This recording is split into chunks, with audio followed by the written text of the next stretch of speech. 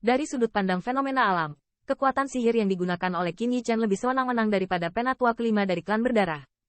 Ini juga menyebabkan semua orang menghela nafas AC. Tidak ada yang mengira bahwa seorang pria senior yang suci dapat memiliki kartu haul yang begitu mengerikan. Dan yang paling mengejutkan, tapi tetap saja tiga tetua dari keluarga berdarah. Saat ini, mereka berada di penghalang. Tekanan menakutkan mereka adalah yang paling jelas. Apalagi, mereka semua bisa merasakan bahwa tekanan ini berasal dari tekanan pada bloodline. Sebagai kekuatan keluarga pengorbanan darah, ini adalah pertama kalinya mereka merasakan tekanan seperti itu dari orang asing. Bagaimana mungkin mereka tidak terkejut? Antara surga dan bumi, True Origin mendidih, cahaya merah darah yang menyilaukan mengembun, dan pusaran besar telah mengembun tepat di atas Qin Yichen. Dari kejauhan, pusaran ini menutupi langit dan hampir menutupi seluruh alun-alun. Di atas langit, sosok Qin Yichen tampaknya diseret oleh kekuatan aneh, perlahan-lahan melayang keluar dari lubang yang dalam itu. Wajah tampan itu acuh tak acuh. Dari tubuhnya, ada pemaksaan aneh yang memancar. HMPH, berdandan seperti Tuhan, bermain iblis.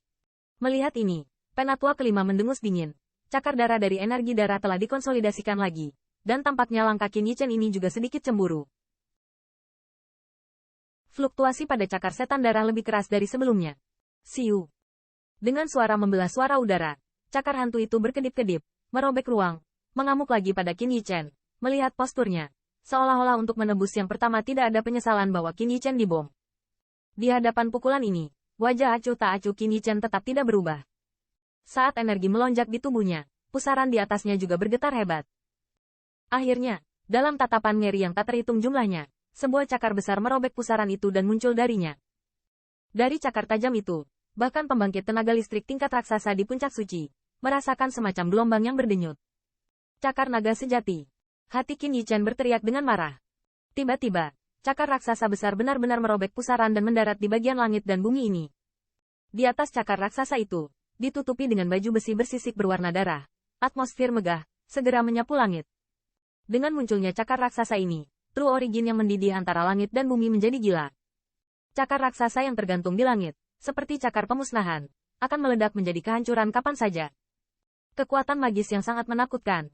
Garis pandang yang tak terhitung jumlahnya ngeri melihat cakar raksasa di langit. Di dalam hati mereka, mereka semua ngeri sampai mati. Kekuatan sihir semacam ini dibandingkan dengan cakar setan darah, yang dilakukan oleh tetua kelima, sebuah keluarga berdarah. Kamu harus sombong. Hari ini saya akan menunjukkan kepada Anda orang-orang berdarah, apa itu kekuatan garis keturunan ortodoks. Tubuh Qin Yichen bergerak.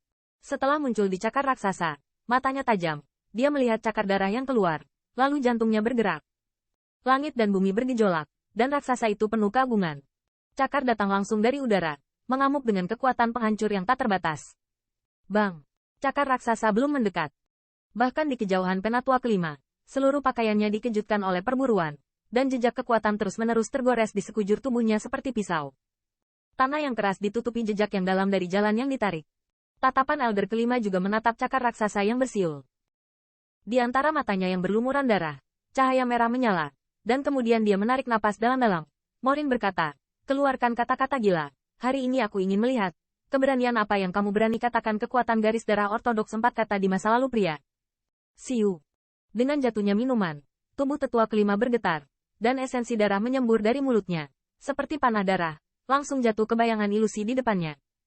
Dengan integrasi esensi darah ini, penatua kelima memberikan minuman rendah, dan bayangan ilusi menggeliat dengan panik.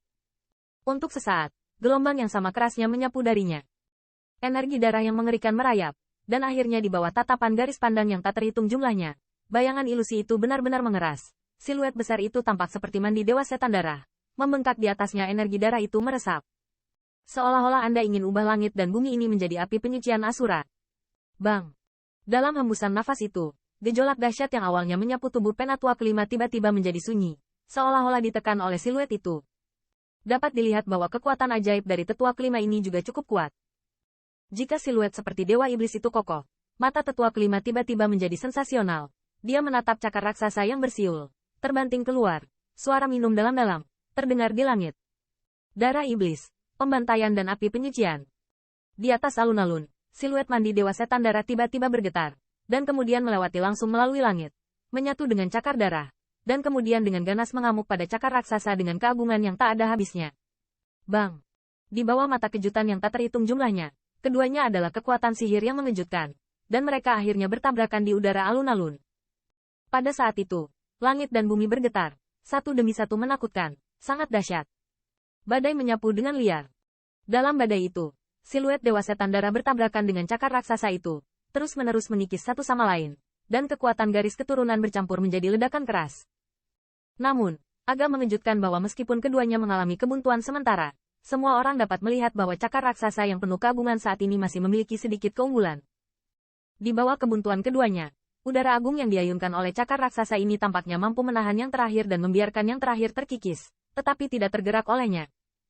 Sebaliknya, siluet Dewa Iblis, meskipun fluktuasinya tidak kalah dengan yang terakhir, tetapi untuk beberapa alasan, energi darah yang penuh sesak terus-menerus dilucuti, seolah-olah tertahan. Bagaimana ini bisa terjadi? Tetua kelima di kejauhan tampaknya memperhatikan pemandangan ini, dan hatinya ngeri. Karena dia tahu bahwa itu bukanlah celah antara kekuatan sihir, tetapi celah yang berasal dari kekuatan garis keturunan. Raksasa puncak yang bisa menjadi keluarga pengorbanan darah.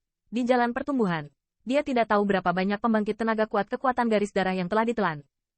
Masuk akal bahwa kecuali keberadaan beberapa keluarga dalam keluarga, hal ini tidak mungkin terjadi.